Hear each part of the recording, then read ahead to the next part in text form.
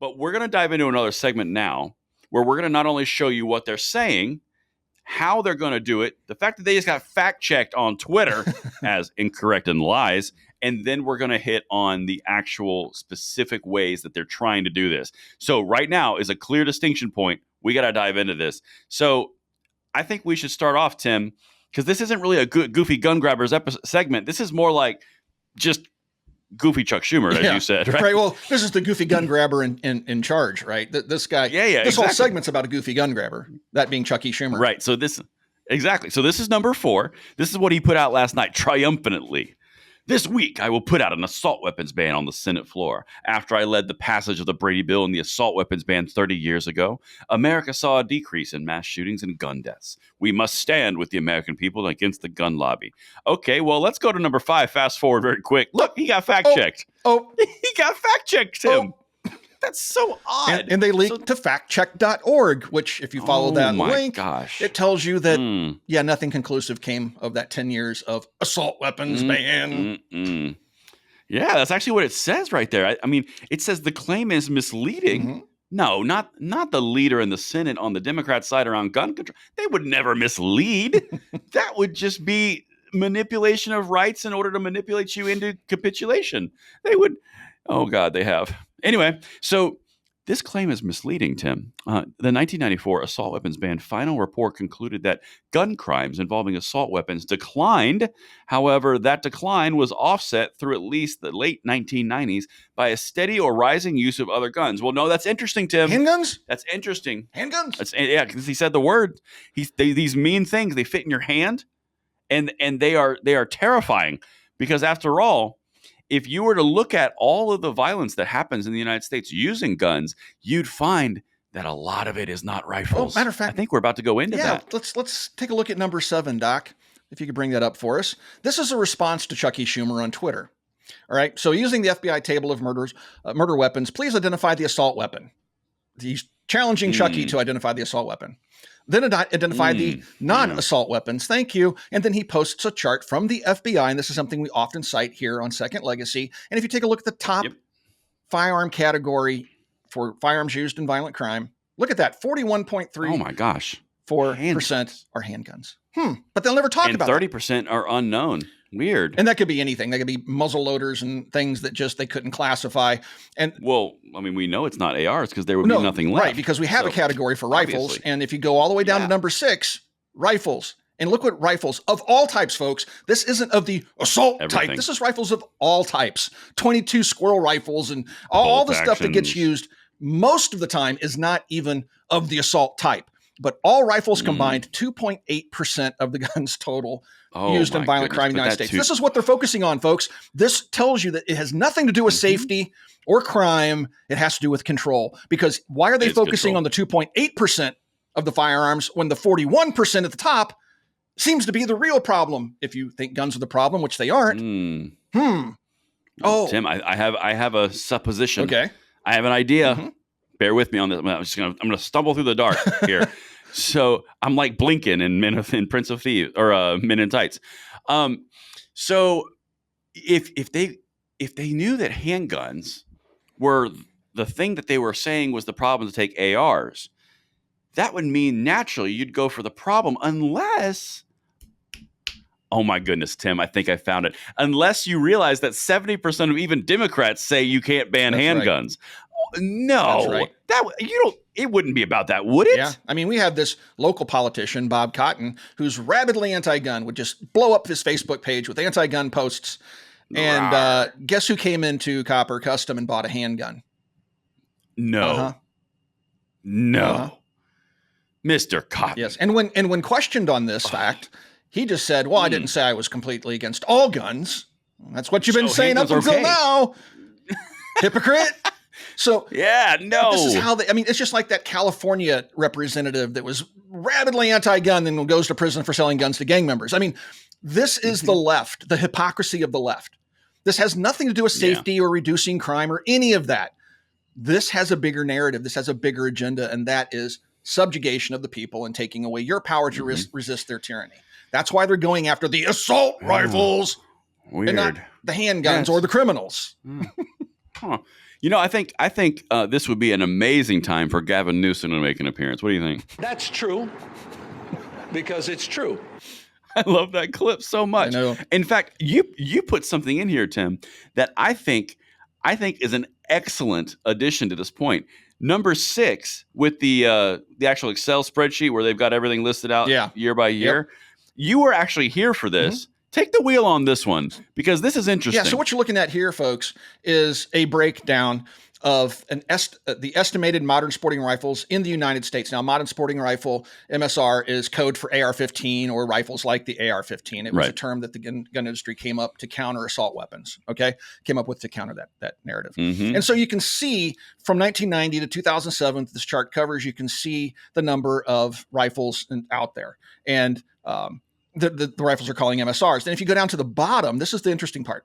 So during the period of the assault weapons ban that Chucky is touting, it goes from 1994 to 2004. Now take a look at the chart at the bottom. Okay, leading up to 1994, we see modern sporting rifles being purchased at a crazy rate. It peaks because they probably know the ban's coming, and then it kind of tanks immediately. The sales tank right after 1994 through 1996. Then they start upticking again, right in the middle of the assault weapons ban. That's weird. But how's that possible? There's a ban, though. Right. But there's a ban. Because you'd expect to plummet if they banned assault weapons, but did they really? And this is an argument I have with the anti-gunners all the time. There was no ban. There was a cosmetic ban, but there's no ban on firearms. And that's so weird. And so it plummets. Then all of a sudden, the manufacturers start making some changes to the cosmetics, and then sales take off again, right in the middle of the ban of guns that aren't supposed to be sold. And so it continues all the way through 2004. You just see it climb. It peaks at 2004. After the ban sunsets, it kind of peters out, and then it just starts spiking once again all the way to current times 2023. It continues to be even more aggressive in its upward trend, the number of firearms being sold. So what this shows you is the flat out lie that Chucky is perpetrating here. Mm-hmm. He's trying to tell you that there's an assault weapons ban in 94 to 2004. No, there wasn't. There was a cosmetics ban. You couldn't have a flash hider, couldn't have a bayonet lug. You couldn't have a pistol grip, had to have a thumb hole stock. The function of the gun was identical to the guns that you would associate with being an assault weapon.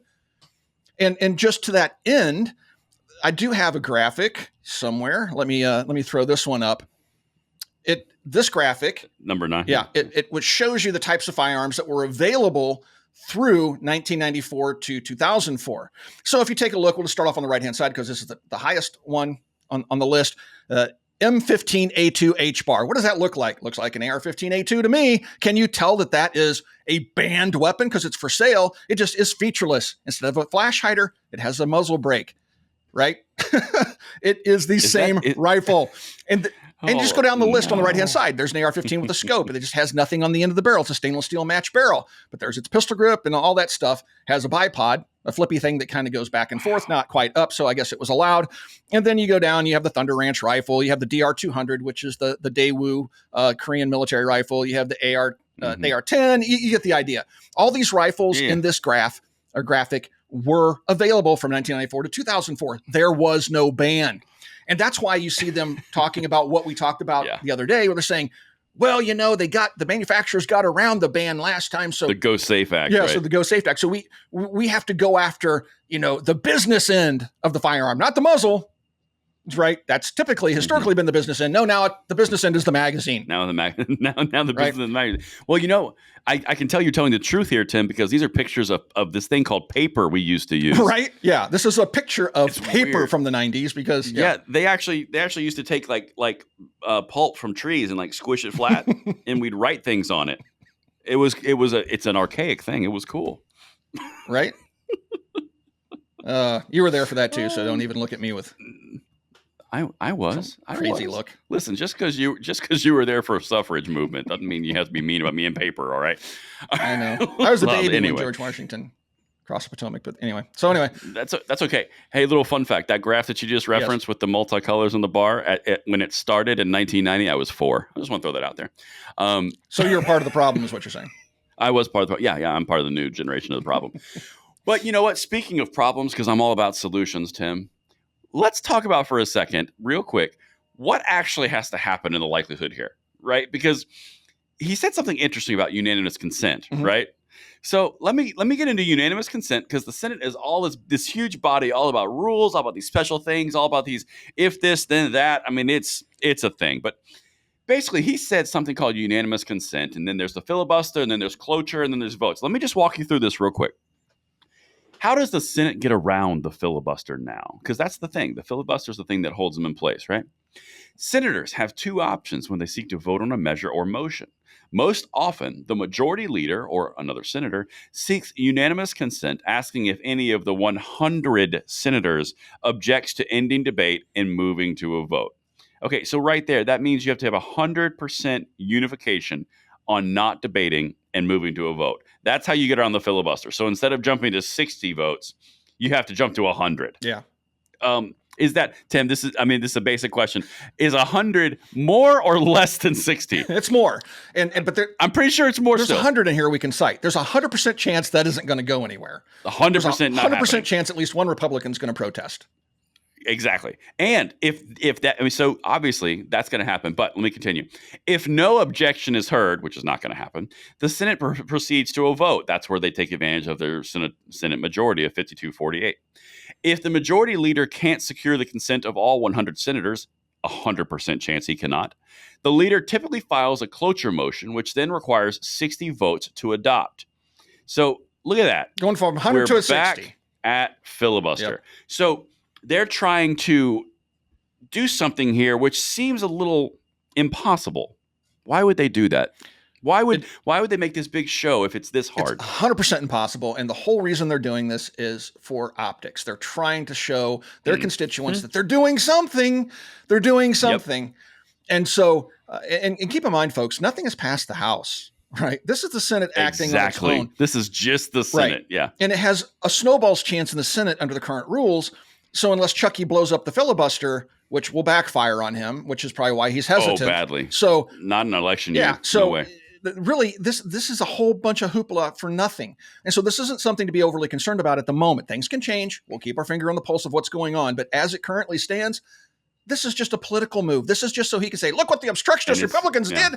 They didn't want to take away 2.8% of the firearms out there. And it's going to be it's going to be a loud fight too. Like they're going to sell this one. This one is going to be, this kind of goes back to something earlier that I said. Typically, they're not going to put a thing on the floor to take an L unless they do it on purpose. Right. And they know that they're taking an L. And that's politics. This entire thing smells horribly bad of politics. So you would have to Tim's point, you'd have to pass through the Senate. You have to get over the filibuster. You'd have to have not one of the Republicans say, no, I'm not cool with voting. That's pretty hard, pretty high task. Yep. And then after that, it has to go to the House, and the Speaker of the House, who is very 2A, has to put it on the floor, and then Republicans at the House has to do it. I mean, like snowball's chance. The road here, the road here is so arduous that you got to ask why they're doing it, and going into an election year, and also what they're putting into the bill, AWB, universal background checks, Ethan's Law, all these things are huge pitfall tiger trap fights anyway. Why would you do it all at one time? Because you're looking to say the Republicans don't want to do this. Vote for us in the future so we can get more power because Republicans are evil. Yep. It's all about making the Republicans look bad in an election year as best they can. Yeah. And that's all this is. It's using the bully pulpit. It goes nowhere. And so, but I mean, there's one thing that will come of this. He'll increase sales of firearms once again. He'll just put more guns out there. I mean, that's what these clowns do. Yep. Obama was the greatest gun salesman of the 20th century. 21st century. Biden's pushing him. Well, yeah, Biden's trying, but he's not nearly as effective. Biden can barely figure out where he is every morning. So it's very true. I don't think he can really keep track of what agenda he has. That's true, but we know the gun one's a good one. He's there for that one. What agendas his aides have? I don't think he has an agenda other than not pooping himself. Facts. But that's a completely different discussion. Facts. Folks, thanks for watching Second Legacy. We'll talk to you guys soon.